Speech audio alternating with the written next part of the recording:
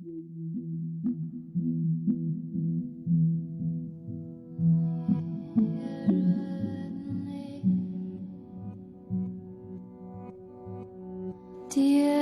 sir, have you seen my mind? For I just can't seem to find and make reality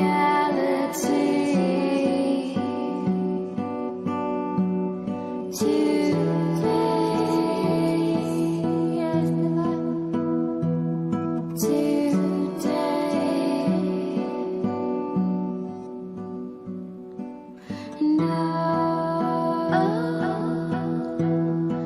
How the day seems to fade.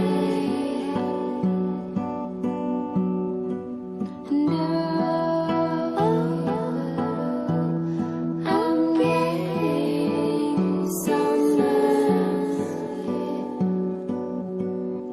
in the rain. In the rain, sweet girl, I choose you to write my biography.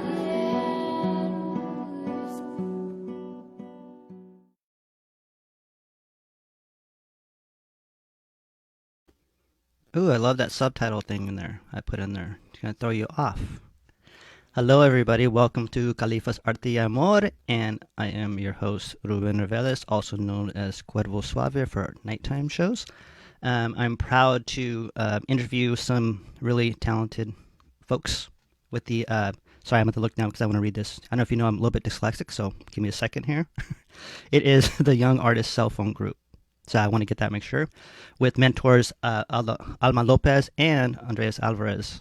So these is a very special group, and we will have some photos from them that they taken, and I will bring Andres and Alma up right now. And thank you for coming, and thank you for staying with us. And here's Alma, and there's Andreas. Hello, how are you?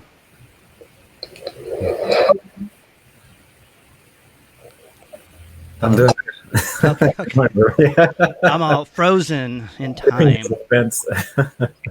So how's it going? It's great. I'm excited to be here. I'm excited to showcase the work that the young Brownish members have been doing this time of COVID. How do we document the Latino experience during COVID? And so I'm excited to showcase what they've done.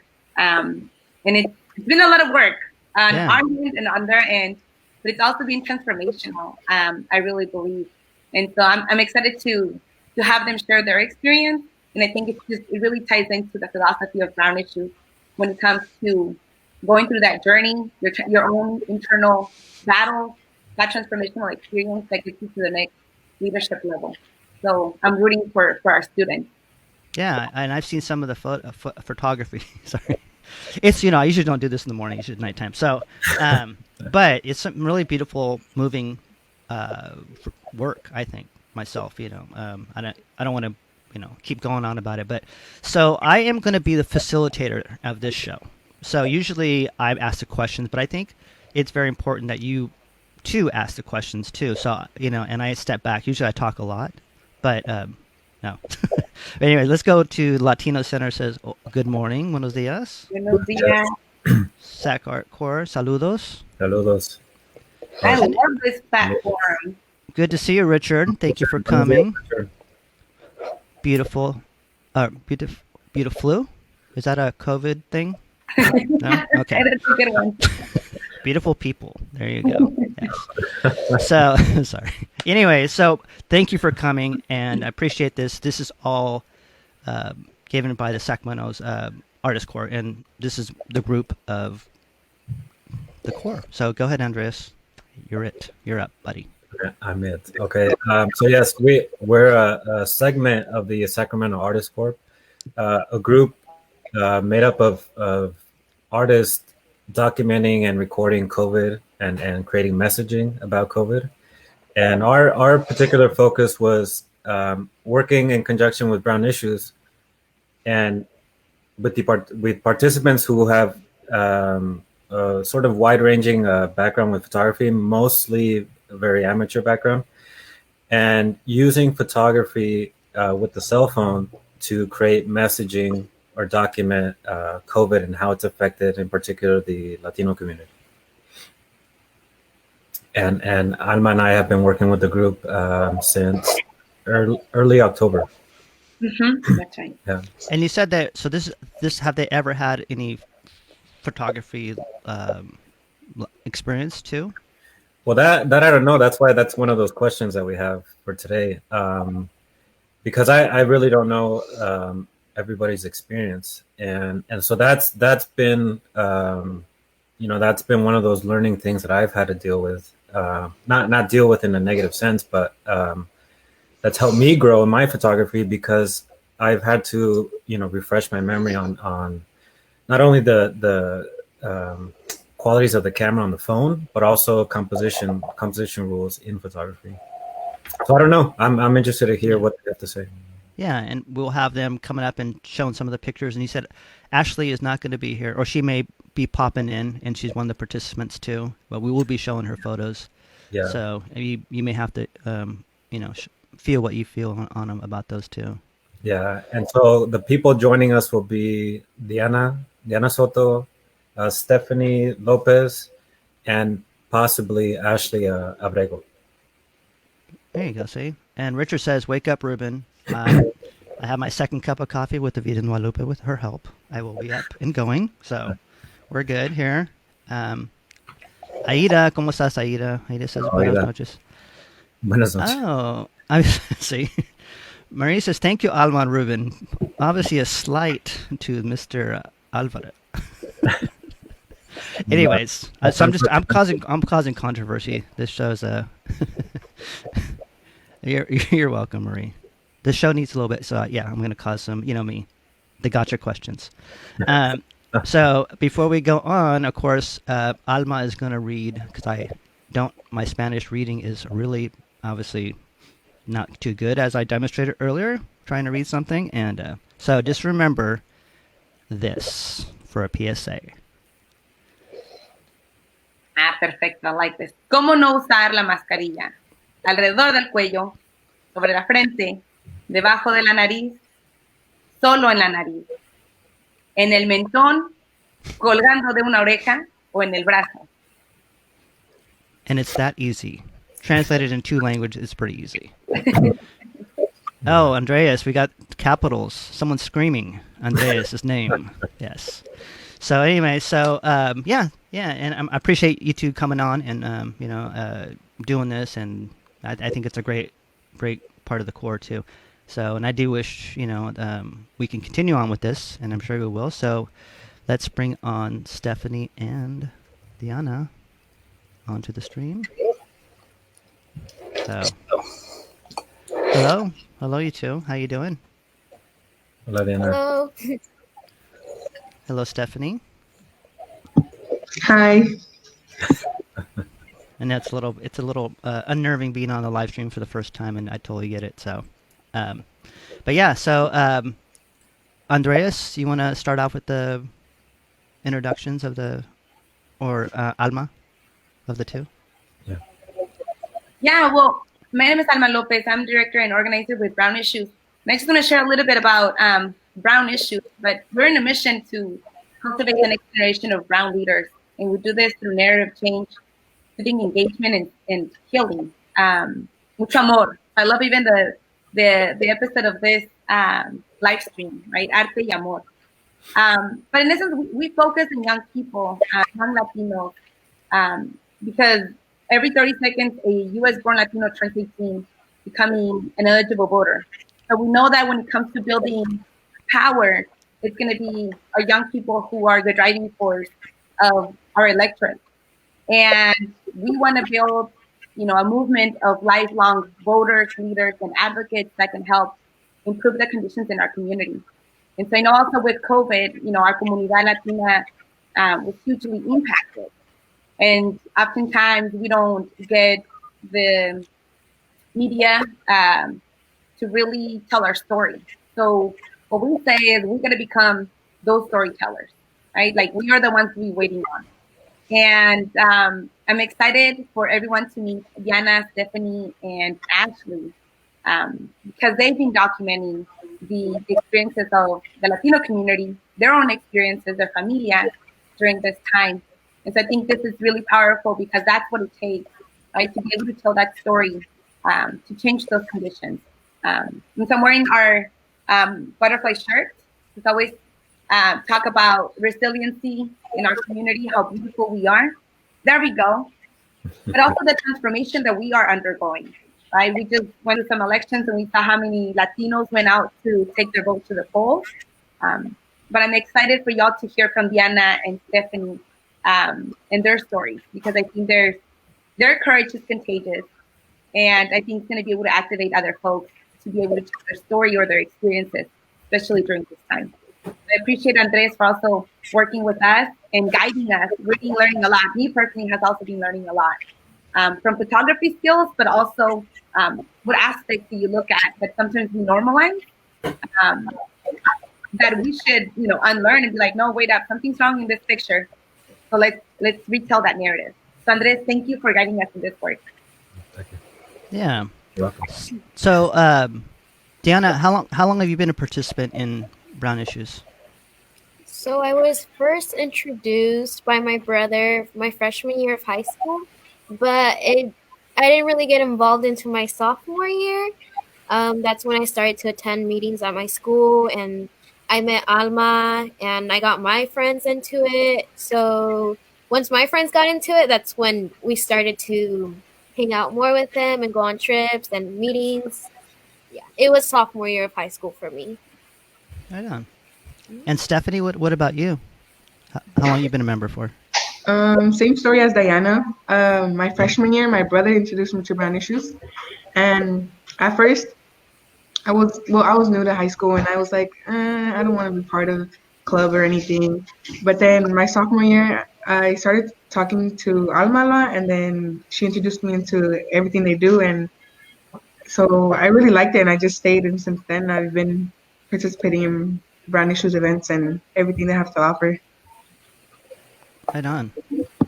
So I'm gonna go back to the question. We're just gonna have some quick questions for you before we go to the. So Diana, sorry. What was your photography?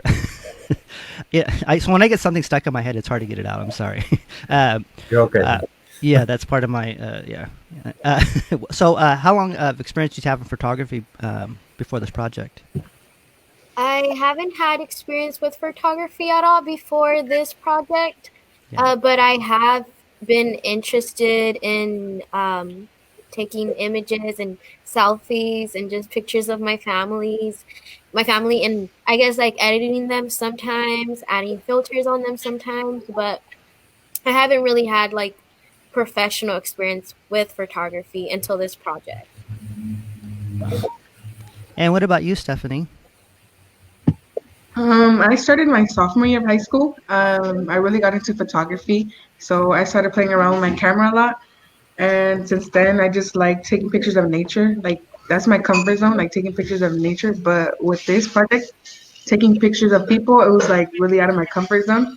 But it was a good challenge. Yeah, you did a great job, by the way, too. You both did a great job. So I want to say that too. So Diana, Diana. Ruben, sorry to interrupt you. No, go ahead. Alma too. Alma, what's your photography? Oh yes. Híjole, yeah, I'm very, very amateur. I used to take no pictures at all whatsoever. Really, I mean, except family pictures. But I've learned that there's aspects of my photography skills that I didn't even know I could change some settings on my phone to make the photograph better. And so I had like zero photography skills. I think even through this process, I continue to learn either how to use their phone angles, lighting, but also like your background, like giving context to the picture. So I'm like 0, maybe in the negatives, and I'm kind of like on the 1, 2, 3 scale right now. Yeah. Well, and also that's great. I think learning is especially when you challenge yourself and you challenge yourself to take pictures of people. I've always had trouble with that too. I just use a longer lens now, and ask. I always ask them, too. But it's a challenge to take yourself out of your comfort zone and try something new. So that's great. I'm also I don't know if you know, but I'm also putting the questions on the bottom. Just so if people are coming in, because during the live stream, people will come and go, so you'll see, but just so they know what we're talking about. So, Diana, what sort of COVID challenges would you like to share, like about your experiences right now, like school changes, hanging out with friends, wearing a mask, or parties, or anything that has changed and kind of morphed into a normal, but yet, I know we're all COVID fatigue right now, but we have to keep going, we got to keep pushing, we got to, all. But I'm curious to see what what have you experienced too? That's different. Yeah. So I think the biggest change that I have faced because of COVID has been with school. I go to Sac State, so everything was on campus, and then we just changed everything online, which was kind of hard for me since it's my second year. And I had never done online learning before, so it's pretty hard to adjust.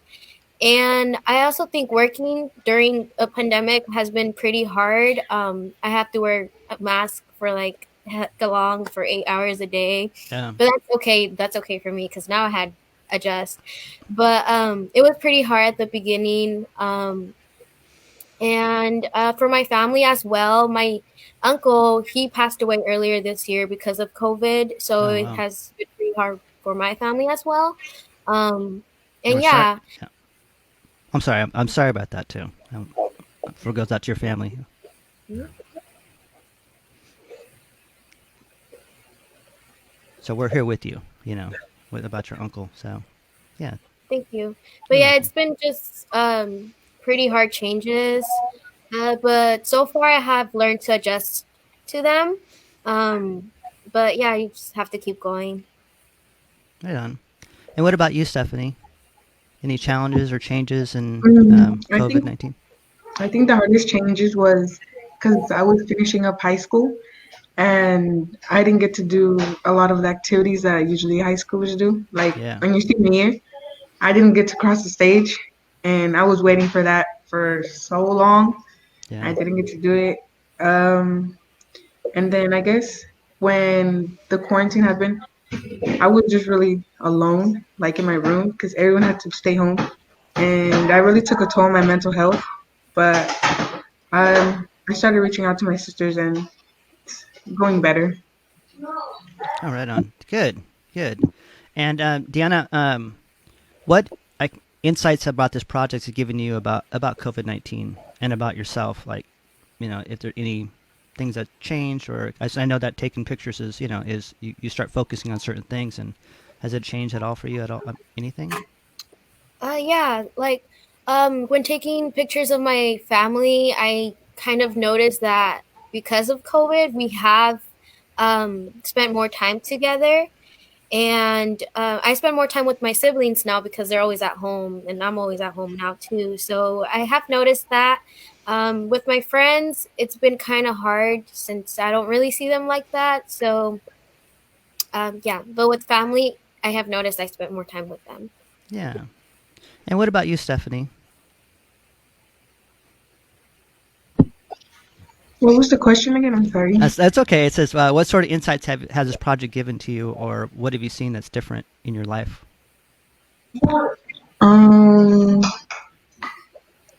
Well, I seen you feel more alone. I felt more alone because I wasn't really able to interact with my friends physically. So, like when you feel somebody's presence, it just changes your mood. But when you're by yourself, you don't feel nobody's presence, so you're just like, I don't know, you feel so alone. But my siblings were always home. Yeah. And so that's why I started reaching out to them and, just being around their vibe and their presence. Yeah, and I think that's what we need to do is reach out to our, because there's some of us that do feel alone, and we do need to reach out, and that's a good thing that you're doing, and it's a great thing that you're saying that too, because I think a lot of people want to hear that, and that gives people more power to come out right now on that. So, and on that, you have, want to bring something up real quick. It's another PSA on what to do with COVID-19, and it is coping. Let me get this banner off here real quick. Sorry. Coping with COVID-19 too. And these are little things to remind you to take a break from the news. You don't have to see that anymore. I mean, it doesn't really, do you any good if you're watching it all the time. And take time to unwind, and set goals and priorities, like, little projects, art projects, and things around the house that you can do, one at a time. Something that you can touch is good too. Take care of your body. It's a very, your immune system, and connect with others, which is a great one for us to do. Even if it's virtual, I miss people. I really do. I miss, my virtual world has become the real world now. And so I don't see anybody very much. And focus on the facts. That's science will, will get us there. So anyways, and now it is time to show the pictures after Andreas speaks. Yeah, I was going to say, before we jump into that, so one of the interesting things about this project was, well, again, the phone is something that we always carry. So that the idea behind it is it's going to be such a great tool to document COVID, because it's a tool that we have with us at all times.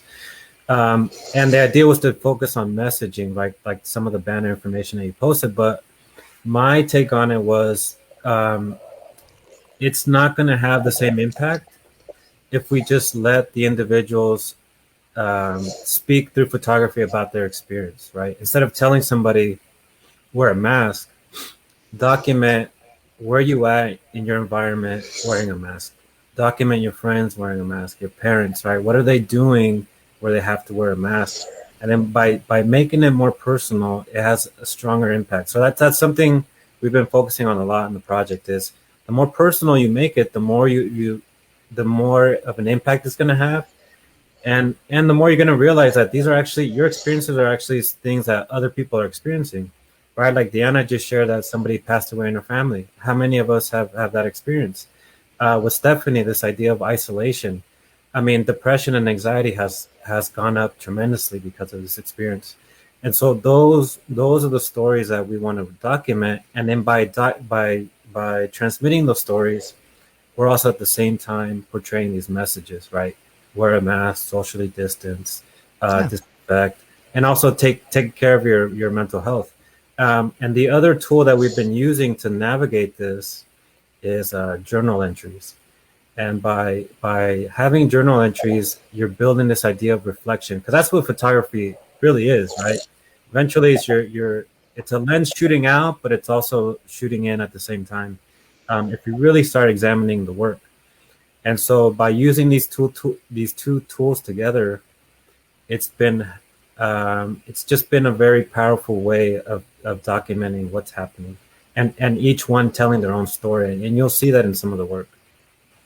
Yeah, and I think that's great. I think, like I said, a lot about the Artist Corps too is about everybody having their own take on COVID, right? You wouldn't want to just keep telling people the same thing or keep coming out the message. And that's what I love about this group too, is the fact that it's personal, right? And these personal pictures and documentation of because we are in a historic event. So maybe 10 years from now, we'll look at those photographs and go, that's what life was like, People will still remember wearing a mask, but they'll remember the photos more of people like that. So it's a great thing. Sorry, it's a great thing you guys are doing. So Roberto says, good morning. And he said, elevate your heart rate, but I don't think that was that part. I think it was before what to do. And willingly, of course. Don't stress yourself out, I think. Yeah. That's what it was, yeah. Yeah. And so Alma, on this project, has it opened up some new things for you too, since you're the mentor, and you probably seen something that's bloomed into these photos and photos that you've taken too on that. Is Alma frozen? I think she just Oh did a no! self-portrait. A self-portrait. Well, While we wait well, for yeah. while we wait for Alma, we'll go to the pictures. I'm sure she'll be back in a second. So, Andreas, we want to go with Ashley's first since she's not here. Yeah, she actually just sent a message. She's not gonna be able to log on. Okay, so we'll go with. But I can talk a little bit about her work. I don't think she would mind that. Okay, well, we will Okay. bring Ashley's up. Ready? Yeah. Okay. Okay. So this is a photograph by Ashley Abrego, one of the participants, and this is a photograph of her mom. This is a space that she talked about her mom having when she needs to take a break and relax from sort of doing the traditional roles that moms have to do, and then also working graveyard shifts. And so what we're seeing here is that little moment where she's resting. And for me, this speaks to people who are essential workers, right? Who can afford to take breaks, who don't have sick leave, who don't have holiday breaks, they don't have vacation. So they're, even during a pandemic, they're still working, they're working their asses off. And at the same time, she's also raising, I think it's four total in the family, while also cooking and cleaning, right? And so we had gone back and forth with this subject because she wanted to document her mom. And there was a point where she took a photograph of her watching her novelas and her TV shows. And even that, I told her that is everybody's mom who would watch novelas or those talk shows in the morning. And then she talked about in her journal how her mom, or even if she closed her eyes for a second, it was just enough for her to sort of regroup from working so much. And so then I told her, well, let's focus on that. Let's focus on your mom's, resting eyes. And then she sent me this picture, and it just blew me away. It's very emotional. Yeah, it's a great picture. Yeah, very emotional. And again, I think it speaks to the heart of the essential workers that are out there working really hard for the family, right? This is them. These are just little special moments that they have just amongst themselves to just take a break. And this also speaks to stress and managing stress, and what does stress do to the community during this pandemic. We know that leads to a lot of health issues, and that also explains why a lot of Latinos are having problems with COVID, is because there's so much stress that they have to take on.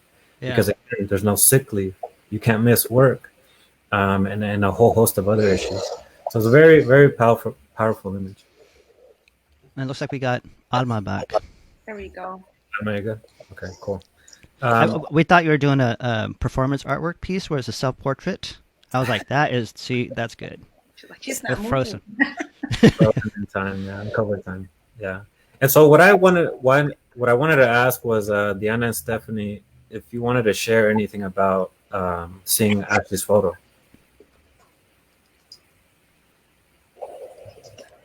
Yeah, so I think that is a very emotional image, and I kind of see my mom with Ashley's mom, like within her mom. And yeah, it's beautiful, but she did a really great job, and I think it has a powerful message behind it. I like it. Oh, thank you. And Stephanie?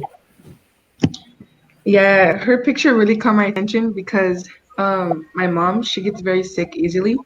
So she's always resting in bed, and like I always go in there and I see her sleeping, and just seeing that picture, like I see my mom, and I'm just like, damn, like that really hit me. Yeah. And sorry, the question. oh, good. Just again, a reminder of it's interesting how the more personal we make it, the more it still reaches out to a wide audience. So, Diana, I'm going to bring yours up too. And ironically, Ashley is an essential worker working right now. That's why she can't be with us too. So that's not lost on the core itself here. So we send much love, mucho amor to Ashley and all you guys for coming and showing up. And we'd like to thank everybody out there for showing up and showing the love for Diana and Stephanie and Ashley and Alma. But for you three who are new at, or four actually, that it's a great thing watching this process, because I think you see something at the very beginning and then you see it grow. It's going to be, this is a seed that's going to be beautiful, So, let me get these people.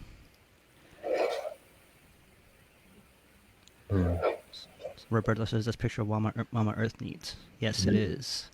So, and we have Ashley. No, sorry. Diana, your picture up next, okay? Here you go.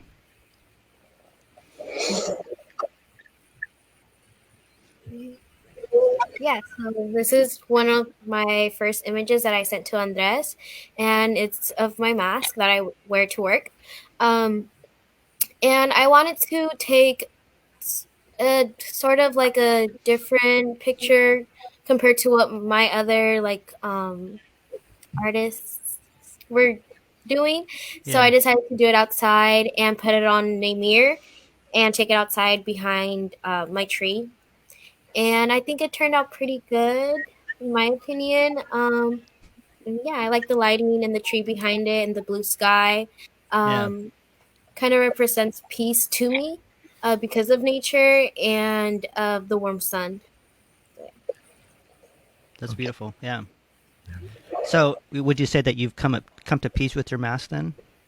Yeah, I have learned to actually, live. I have learned to be okay wearing a mask. I mean, even if I have to, I don't mind it anymore. At first, it was kind of different, but now it's just I don't mind it. Yeah, because I've had to come to peace with my mask too. Like, okay, it's part of me now. It is me, so I'm not going to fight it. We are one now with my mask. So that's why when I saw this picture, I'm like, well, now you're making a mask something that people look at sometimes negatively, right? And it's something beautiful. So that's great. Yeah. Diana, where do you work? I'm working at Target, so I do have to wear a mask every day, at least for 8 hours. It's kind of hard, but like I said, at this point, I don't mind anymore. I have learned to kind of live with my mask. But yeah, I like it. And then just to add to this, when we first started, again, it's interesting what photography, how it helps us navigate ideas. And so it was one of those things too, just like with Ashley, is encouraging more and more photos to sort of filter out this idea. This was sort of that same process for Diana, is encouraging, okay, but push the photograph more, change angles, explore it more. And what she doesn't realize is that this is such a beautiful image because it also projects so many different things, right? It projects how many masks are out in nature that people are just throwing on the floor. This also represents, like, my background, my uncles who worked in the cherry fields, and this is them taking a break from working with the trees. And then there's something poetic about this too, like almost like it's flying in the air, right? This idea that COVID is all around us in the air. So there's so many beautiful things about this image, and even asking, like, how did this happen? Initially, when I first saw it there, it was hanging from a tree, not realizing it was on a mirror. And so that's a whole different skill set that she did on her own, which was awesome. And so this is the beautiful thing about each one sort of having their own personality being reflected in the images. And I really enjoyed this image. Yeah. And Richard said amazing. So that's good. Yes. Well, thank you so much. Yeah, no. And is that your what do you call it, Instagram handle too down there? Yeah. So people want to see more pictures and follow you, yeah? Yeah, there. So freedom from the confines of COVID, yes. And then yes, me too. So yes, so you started a new revolution of be kind to your mask, Yeah, that could be the closing credit to the end of COVID, right? The mask being thrown away in the air. And okay, let me bring. That's awesome. And Stephanie, we're going to bring up your picture now too, and I think it's another amazing one too. So before we do that, though, Ruben, I do want to hear Stephanie's take because she has shared that she loves nature and being outdoors. Yeah, I really like that picture because like the sun shining on it, it makes it look like positive, like it's good to wear your mask because it is a good thing because a lot of people don't get COVID, but yeah, it brings awareness and the positive things about wearing a mask. Yeah, thank you. Alma? Yeah, I mean, well, one thing is I had not gotten a chance to see all of their pictures because they were being submitted to Andres. So after seeing what they've been taking pictures of and interpreting their pictures, I think one is really powerful, but two, you do learn right um, from other artists like them as to like how they're taking the pictures, but also how they're processing, like what aspects to take pictures of. So it did seem like you were painting from a tree at the beginning, but it took me a while to kind of capture to know if it was a mirror. There was like a mirror image. Yeah. And so that was really powerful. Oh, nice. Yes, that's a good one, like a butterfly. Cleverly done. Did you say it was a mask on the mirror? Yeah. That is correct. She won the prize tonight. Sorry, I didn't even think. Sorry, can I just say one more Yeah, thing? go ahead. Yeah. I didn't think people would. I thought people would like know that it's on a mirror, but it's cool to know that people were like wondering about it. I didn't know that, so that's pretty nice to hear about. Yeah, that's awesome. And that's the things that you discover, right? The little discoveries that, you're looking at something and people just read it all differently. They have all their own interpretations. So that's awesome. And I'm going to bring Alma's up here, and then Stephanie's, I'll come with you in a second, so we can have a, there. Ready, Alma? Oh, the magic space. It was titled Desmadre. For like my the option of the words. But so pre-COVID, I was everywhere. I was never home. I would just literally just sometimes just come home to, have dinner and sleep. And so once COVID hit, like this became like the space where I spent most of my time. I actually spent like 12-hour days working. And as I was writing on my journal entry, I kept thinking of like, as much as I want to organize this space, it's entropy always, comes into play, and it just, becomes this little space where everything's all over the place. And I'm like, but that's really how I feel internally. Even though I'm confined to this like very small space where I'm doing work, where I'm taking calls, where I'm crying, where I'm, doing everything. Even, when we're doing IG lives, when we're doing pictures, I kind of decorated my background a little bit to just give it some color to everything that was going on. And I have my plantas, right, kind of like on the side. And I would also just kind of be like, okay, this is just my positive sort of like esquinita. But this has been, if I reflect on the past 9 months, like this, this is where the magic happens.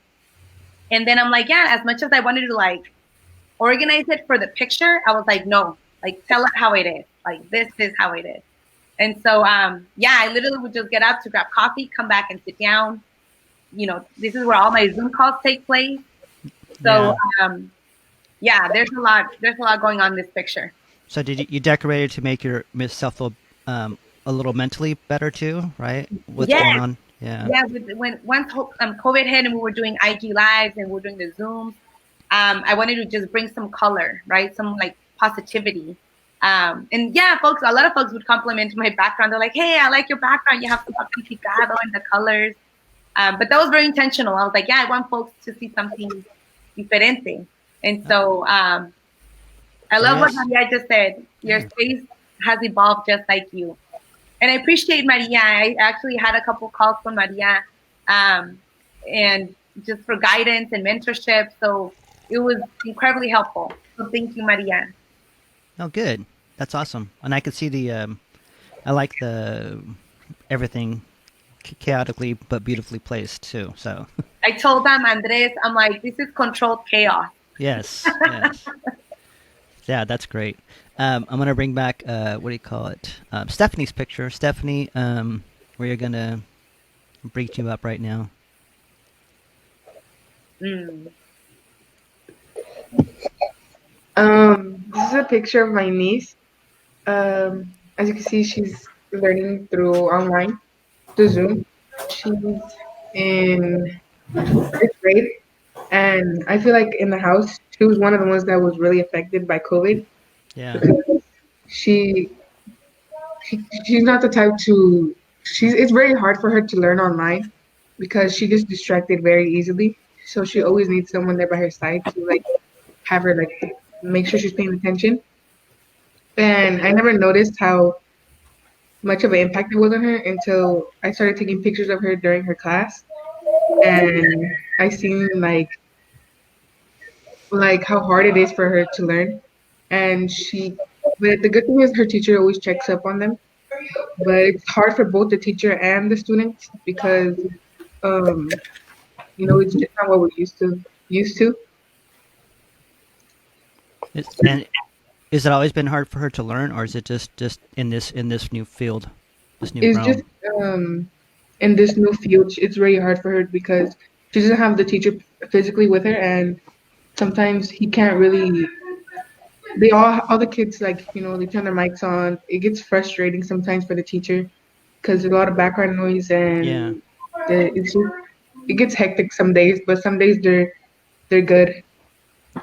Well, I love the flow of the hair. It's a very beautiful flow, and then you see the real truth behind it. It's like almost like a curtain that you're looking at, Mhm. and it's a very beautiful picture of what's going on now. I love it. Oh, see, here's another one. Love this one of remote learning, and this is what we talked about in history, right? We're gonna see these pictures back in a magazine, somewhere someday, and it's gonna be archived, see, and you wouldn't imagine how many people, with Deanna and Stephanie, how many pictures that people will emote to, right? So, wow, lovely, interesting to see how her hair kind of wraps around all the other elements of her world. Yeah, the lights off her hair is incredible. So did you mean to do that, Stephanie, or was that just a picture that a natural It that you was saw? so we actually learn. We have her like set up in the garage because in the house it gets really noisy. So we had to move her. Well, I help her during class, so we moved everything to the garage. And when it wasn't cold, we would have the garage open all the way so we could have some lighting and some fresh air, so for her to concentrate. And I seen how the lighting was just shining on her, and I was like, "Oh, I'm gonna take a picture of her while she's working." Wow, it's beautiful. Deanna, you have any thoughts on her picture? Yeah, I think it's a beautiful image, and it shows what how school is going like for us now. And yeah, it's just beautiful to me. I love the hair and the lighting and just the background and everything is just really nice. Yeah, I think she did a great and job. I love the smile too of the doll right there too, showing you another kind of like we're gonna be okay after all this. We just gotta hang in there, but everything will be fine. Andreas? Yeah. Sorry, I had to take a little break on mine. I do want to talk about your photo, but with this photo, initially when we started the project, I wasn't really sure what people's background was in photography. So we focused on 2 weeks of just learning how to build language in photography. So what are different lighting techniques? What are compositional rules? And with this one, Stephanie nailed the lighting of backlighting, right? And when I saw this image, I was really blown away because one, it is documenting something we're all experiencing. Is those who are going to school having to go to school at home, and then those who have children, this is our new reality. And like Stephanie shared, it's very frustrating when you have 20 plus kids on the computer all screaming at the same time. Mm. And so how do you manage that stress? And I think in addition to that, for for those of us who are also going to school and then helping our brothers and sisters, that's another layer of stress. And so what this image also expresses is the disparity in the community and how remote learning really impacts us. Not just in this idea that we're not physically in a space with the teacher, but then all these other complications that come with it. Because there's also the laptop, right? How many members of the community have issues with the devices that they're being given? How many have issues with the broadband, right? With connecting to the actual class. And so I think for me, that this image is also tackled all that in addition to meeting the requirement of addressing lighting. And so I really enjoyed this image when I first saw it. Yeah, I think it's beautiful. Alma? Yeah, well, I have nieces and nephews también. I don't get to see them during COVID, except through pictures. And so my cuñadas or my brothers will take pictures of them, and so I can totally see Stephanie's niece and my nieces and nephews and what they're going through. But I do want to point out that one aspect that I really enjoyed is that she's doing her homework or she's doing her work. There's a little doll or that little caricature that she drew next to her, and it's smiling. And I think someone else pointed it out too. But I always say, like, children are so pure, and they give us hope, a lot of hope, and they see things through a more simplistic lens. And so I really appreciate this picture. I always say, let's pay attention to the children. We have so much to learn from them. And so, yeah, I appreciate that that Stephanie took the time to like focus on this aspect, because I know part of her time is also, taking care and supporting her niece through this time while her mom works. And I also think in our familias, that's sometimes what we do, right? My mom used to take care of my nieces and nephews while my brothers and my sister-in-laws work. And so now it got tough because now it's, everyone's really isolated. I know that Stephanie took on that role, and I told her, so many more familias are going through that, and so many more familias may not have that tia or that tío or that one person that can stay with that young person as they do their work. And so I think it's really powerful to showcase that aspect. Yeah. It addresses childcare disparity, daycare disparity, right? Yeah. A lot of people in our community don't have access to that, and it's also just not there's a cultural element to that, right? That's not something that's really done. So it speaks to all that. It really does speak to all that. That's great. So I think we should go on with the next pictures. I know that Andrea sent me 2 rounds or 1 round if we had enough, but I think they're really beautiful pieces of artwork, and I think that the public needs to see them. So, and people are screaming for them. So I'm on my phone. People are like, "We need to see more. We need to see more." So I'm gonna bring up Ashley's now again. So we're gonna go one more round. We're almost. Everybody's doing great. It's like we're at the home stretch. I'd like to thank everybody for coming out, and for Califas Arte Amor. I haven't done the show in a while because I've been mentoring 5 live streamers, and their shows are up. So go see their shows on the Sac Art Corps, Latino Center, and their respective home pages. Be really, really creative. Like I said, different, not just wear your mask kind of shows. So very creative. Everyone's differently, and so go see them. And there's a schedule on the Sac Art Corps page. And one more PSA before we go. We'd like to thank this Sacramento.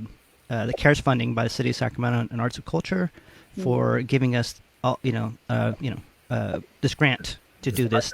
Yeah. And it looks like a lot of beautiful seeds were planted for this thing, and I hope we continue, and I hope you 3 continue on photography, because you are bringing a whole fresh perspective on the world that we haven't seen. So, and I will bring up I'll bring up Ashley's because she's not here, but she's out there working, being essential, and yeah. Andres.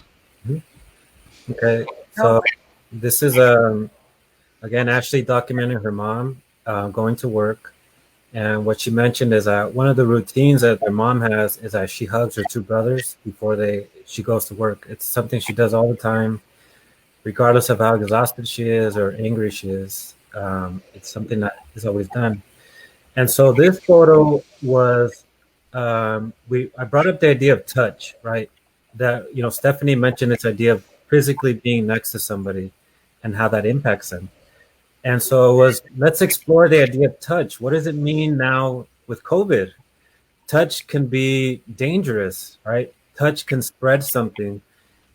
Not having touch can also create isolation. And so how do we manage that? And what does that mean to you?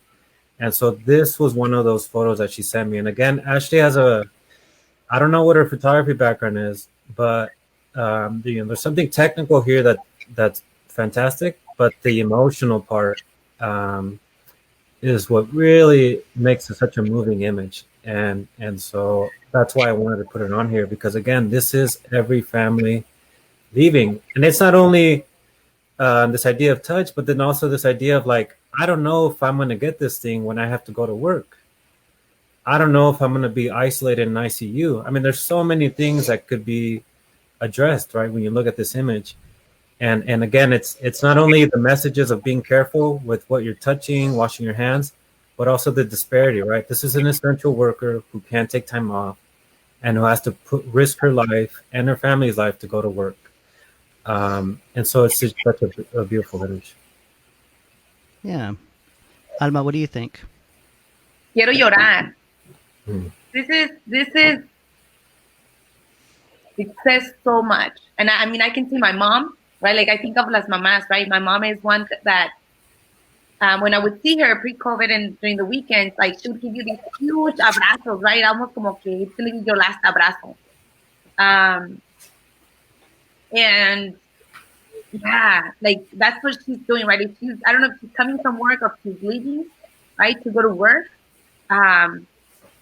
But it's so important, right? We always talk about like, aunque estemos enojados, if we're mad, if it's like you don't leave without talking to one another or without like being in good terms, or because you don't know if you're gonna come back.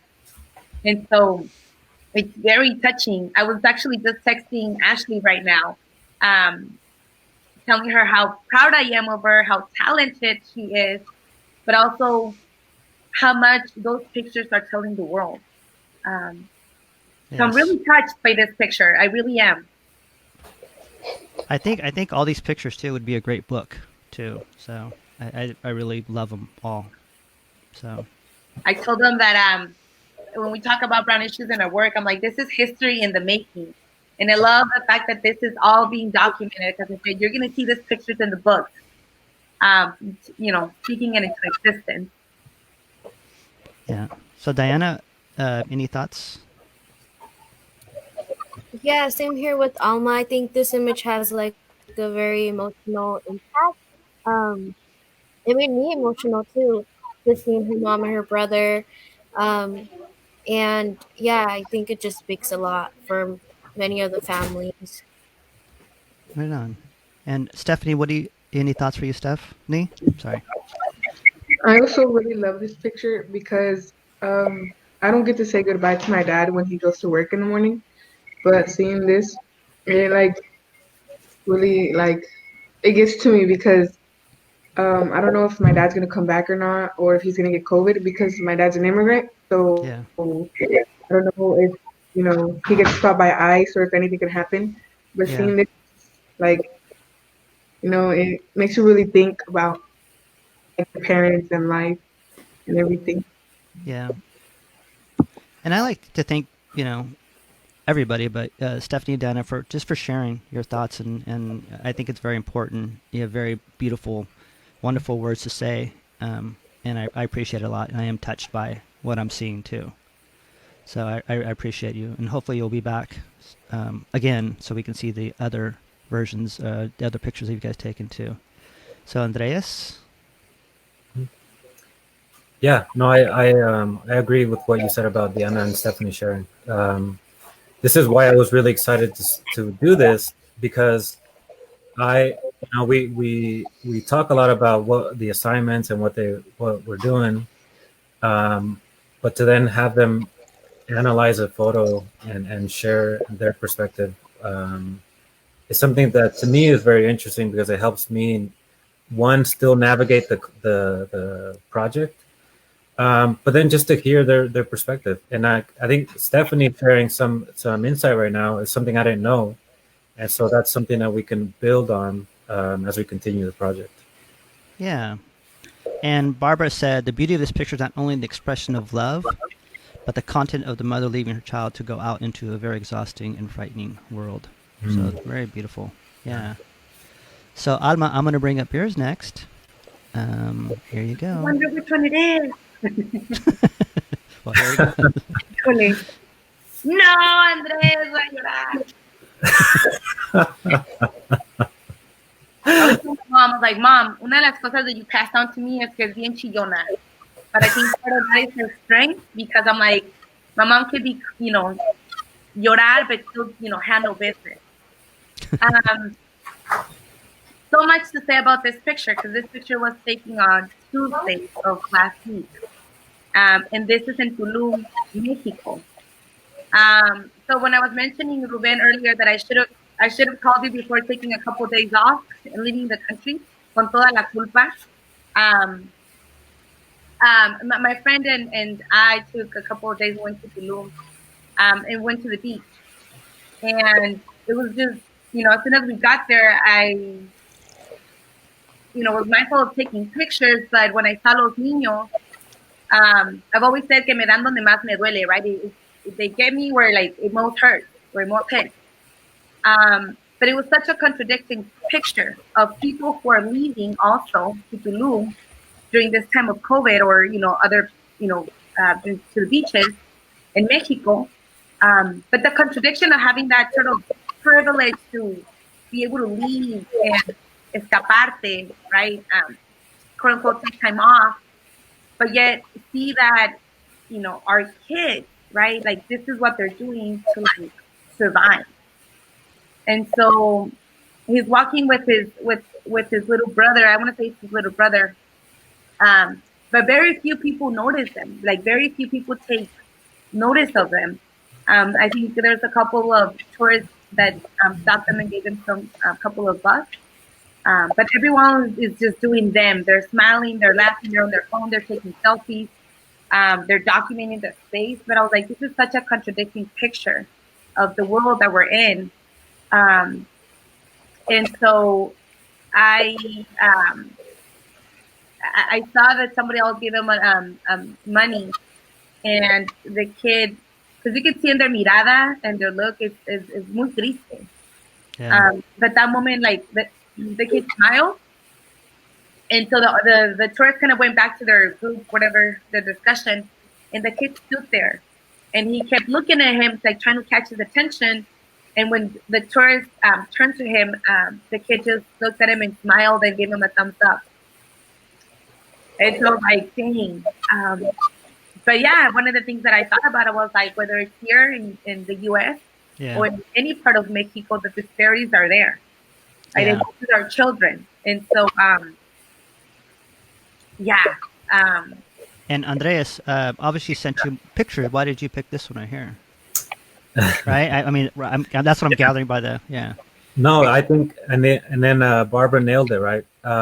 One, technically, this is a beautiful photograph. Yes.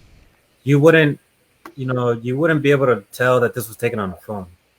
And so that was one thing that really struck me seeing this image.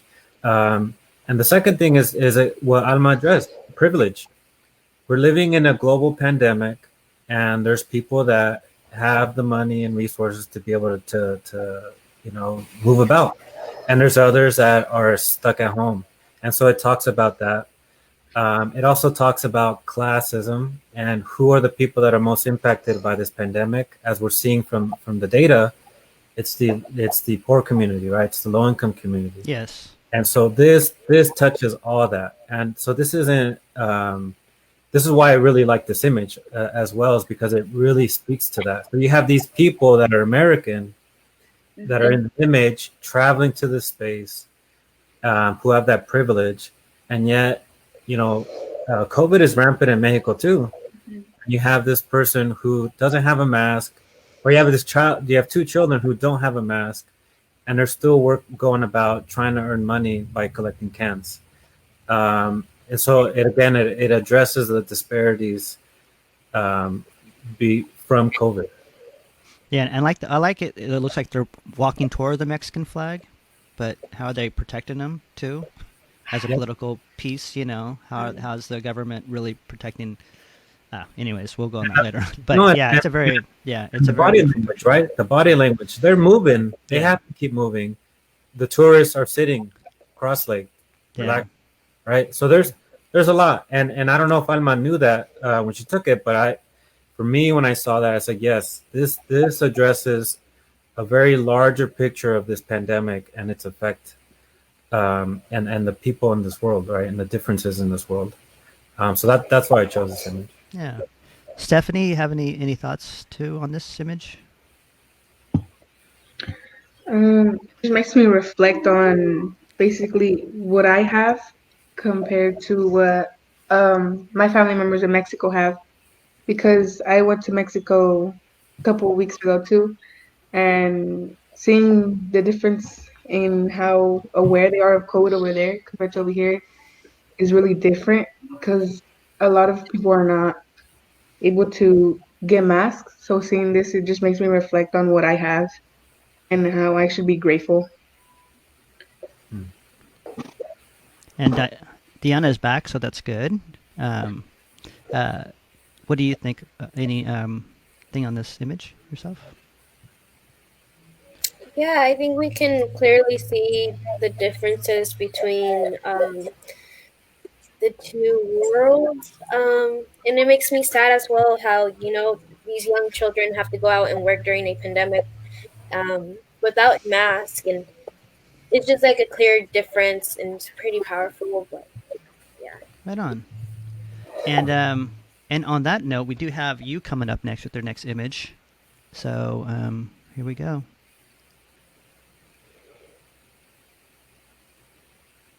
Any thoughts on that? Oh yeah, I love this picture that I took of my sister. Yeah. So I actually took this picture because in my art class we were doing a similar project, and I thought it would be a great idea to send it to Andres as well, so he can give me feedback on it. But I'm glad he chose this picture because I really am proud of it. And I love how my sister agreed to helping me out. And I think, yeah, it's just a simple message. And yeah, I just love the image. Yeah, it's a very powerful way to make an image too. When it's not just like it's an art piece, right? Not just its messages within itself. And I like the tree growing out of her head too. Is one of my favorite things. Yeah. Almost symbolic, right, of what's going on. Thank you. Yeah. Alma? Yeah, I think it's like the picture, right, where it says like wear a mask or stay home, and you're inside, right? Like you can't leave. And I love that it's that reflection, right? Like you're seeing the outside through the reflection. I think it's really powerful in terms of the message. Because a lot of people are not wearing their masks. Right? A lot of people refuse to wear their masks. Yeah. And they want to be outside. And so, yeah, I think it's a powerful statement that this picture makes. Stephanie? I really like this picture. When you see it, it's like it really grabs your attention because it's like real direct. It's just like it's simple. Wear a mask or just stay home. It's very powerful. I really liked it. Yeah, straight to the point, right? Straight to the Andreas? Yeah. So a sort of background on this image. Part of the assignment was a sort of not. I think the text was appropriate an older image, and so Diana did that actually very well. And what I think this also addresses too for me, that idea of appropriating an older image, is this is also a history. We've gone through this before with the Spanish flu, and yet we haven't learned from it. And it also addresses that during the times of the Spanish flu, the worst part of the pandemic was during the winter season. And that's what we're facing with. This is when those scary numbers are going to happen. And the idea of winter is rainy and this sort of feeling of cold. And again, this isolation, home, and what does that do to a person? Right on. And then Barb, am I echoing? Yeah, I was too. I think someone has their computer on with the volume up. Is what it is. Oh, okay. Yes. So Barbara said, did you take that image through a window? Love the reflection of the tree on her head, and almost spiritual message.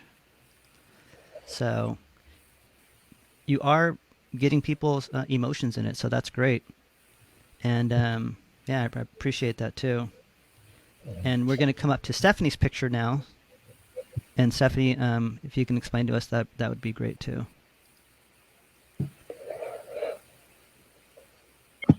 So I recently went to Mexico to um, discover my indigenous side of my family, and this is my grandma, and we're visiting her husband's tombstone.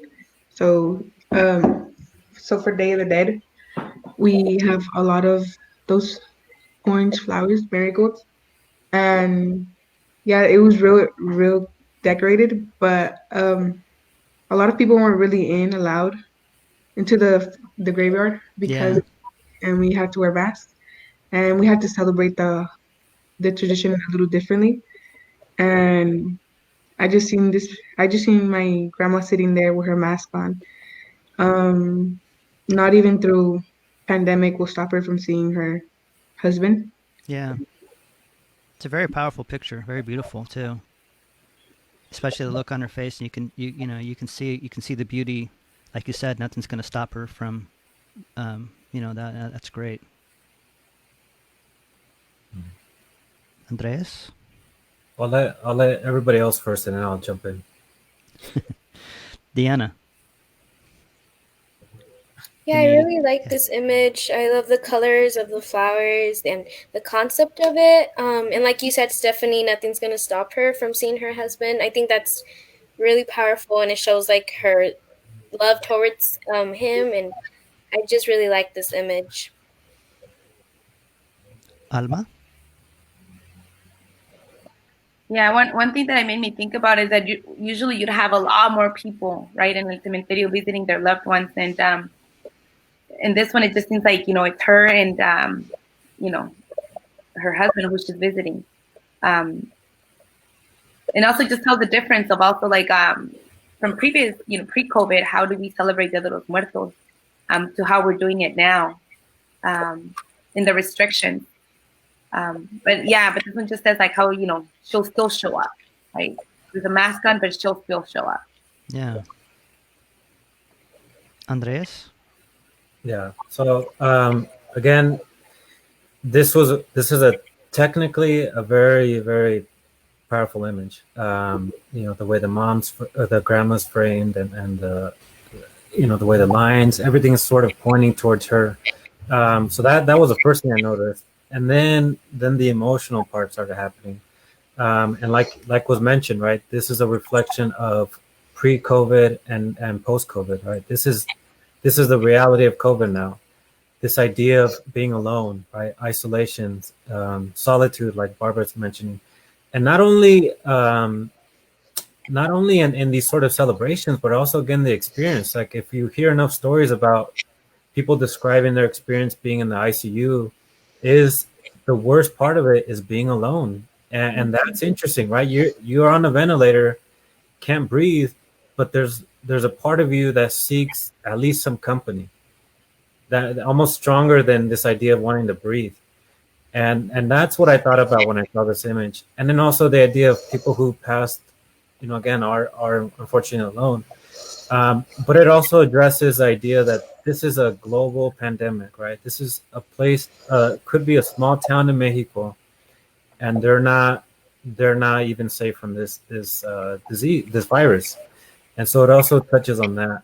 And I think one of the interesting things about this image as well is that I also documented Dia de los Muertos. So I was very curious to see how Dia de los Muertos here would look compared to Dia de los Muertos in Mexico. And so I was really looking forward to seeing Stephanie's images. And again, this is one of those images. This is everybody's grandma, right? I think she's wearing the apron, like most of us who have grandmas that live in Mexico. Mm-hmm. She's in that little quiet grandma position that just makes you sort of feel nurtured. So it speaks to that as well. Yeah, and I want to come up to Barbara's, just so Stephanie too, that you move people with your photos. Diana, you move people with your photos. So, and I am happy that it was very hard, I'm sure, or nerve wracking to do this, but it's a brave step. I mean, you showed everybody your hearts, your souls, and your visions, and I think that's a hard thing to do, but I think people love it, and I mean, you could tell by what people are saying too. So, Yeah. So thank you for coming out and doing this, because I know, I'm a shy person too sometimes, or was, not on this forum because no one's seeing me, but yes. But I appreciate you two coming on, and Alma, you too. Not that I have another question for you too. Do you see yourself continue to learn more about photography after this project is over? I do. I want to take a film class, and I want to get more into it. When taking pictures of my sisters and my mom and siblings, I did realize that I'm interested in it, and that I plan to look more into it and hopefully learn more. Right on. Good. And what about you, Stephanie? Yeah, like I mentioned, I started photography through my phone, but for my birthday, my brother recently bought me a camera, so I'm exploring the camera and Ooh, the nice. features. And I tried it out in Mexico. I liked some pictures. It was pretty decent. Decent. There's more features on there than on the phone, and Yeah. yeah. Well, I'm going to ask you too. Like, I know that we did this one time, and I wanted to do another round of it too in a couple of weeks, maybe. So if you guys are up to it, it'd be great to see other pictures. And now that you know what the format is, and and you guys did great. So this is to listen to what you guys done and what your emotional parts of the pictures is great to listen to too. So we appreciate that.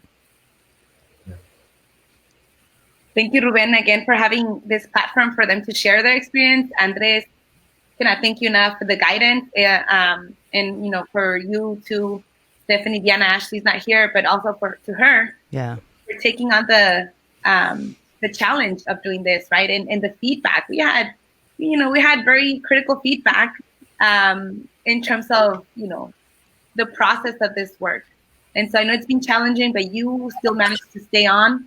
So I really appreciate that aspect, and I really mean sometimes we don't know the impact, hasta después, way after. But I'm moved by this conversation and the pictures that you all have taken. I think it's important for other people to begin to see like the reality of our community, right? Yeah. Yes. Yes. So I appreciate that, and thank you. And also follow Brown Issues too, right? For I'm learning more myself, and I've always wanted to learn more, especially about brown issues. So yes, I'm happy to have met you, Alma, finally from across the Zoom realm. Yeah. Yes, And, thank you, Ruben. yes, and a special thanks to everybody out there, and mucho amor. That's right. To everybody out there, and to everybody here. So thank you for coming to Califas Arte Amor. You guys don't log off yet. I'm going to sign off. Anything you want to say, Diana, to the crowds out there? Yeah, I just want to thank everyone for taking time out of your day to come and see us, and it really made an impact on me, knowing that I have made an impact on all of you, and I really appreciate it. I really appreciate Andres, Alma, and Ruben for allowing us to just create this space, and yeah, thank you so much. And Stephanie, you have any last words? I just want to thank you three for this opportunity and for getting me out of my comfort zone of just taking pictures of nature and just expanding my photography knowledge. Yeah, well, Stephanie, don't stop taking pictures of nature. Right now, I have a leaf series that I have. It has to do with Dia de los Muertos, actually, because it has to do with the veins. I'm sorry, it's a long one. We'll tell you later. But yes, but nature is beautiful. So I always love taking pictures of nature. Let me know, Ruben, and then I'll forward that to Stephanie. Yeah, I should. So you guys don't log off. I want to say a special thank you to the after party. So, more coffee. No kidding. So thank you everybody for coming out. And we will see you if you ever have time on a Friday night at 9 o'clock for Cali Cocktail Hour, which is a mental space. It's a space of vibrations and healings through art, talk, and a big virtual hug to everybody. So thank you for coming. Alma, any last words for you? Yeah, no, I just want to say thank you and have those conversations. If other folks want to begin to take pictures, like Andres said, our phone is like, we'll always carry our phone. I mean, there's so much to document in terms of our experiences and what we're seeing. So I just want to thank everybody again for being here. And courage is contagious. So I hope that we were able to share some of that courage and hope, right? That folks that may be seeing this also leave with much more hope and definitely mucho amor. Yeah. Andres? Again, just thank you to everybody for being here, for participating, for all your work. I think one of the beautiful things about this experience is just seeing that personality trait from everybody in the photographs, seeing people learn, being challenged and growing from that. One thing I've been pushing to this idea of being comfortable with uncertainty, because that's how we grow, right? And so as much as they've been learning with that concept, I have also learned a lot from this project. And I do want to do this again. I do want to revisit this project again when it's done. The final project is going to be a video essay by each participant. And so essentially it's going to be a video of their photographs and their journal entries. And I'm really looking forward to that because, you know, these images alone have such a strong impact, but to see a multitude of images with text and potentially audio from them reading it. Yeah. It's just going to be, I mean, I don't even know the word for that, but it's going to be so much more moving. And so I'm really looking forward to that. And then also having the ability to recap and talk about, you know, sort of lessons learned and maybe the next, you know, what's next to come. Yeah. And I'd like to do a special shout out to Latino Center for the Arts for hosting. Yep. The Sacramento Artist Corps, who made it possible for us to do that. Brown Issues. CARES. Yeah. CARES Act, Brown Issues. And we have one more comment before we go, and it is a bravo. So thank you, everybody. Like I said, don't log off real quick before I say goodbye, because I had a great time. See you next time, everybody, and we will do one more. Yes, adios.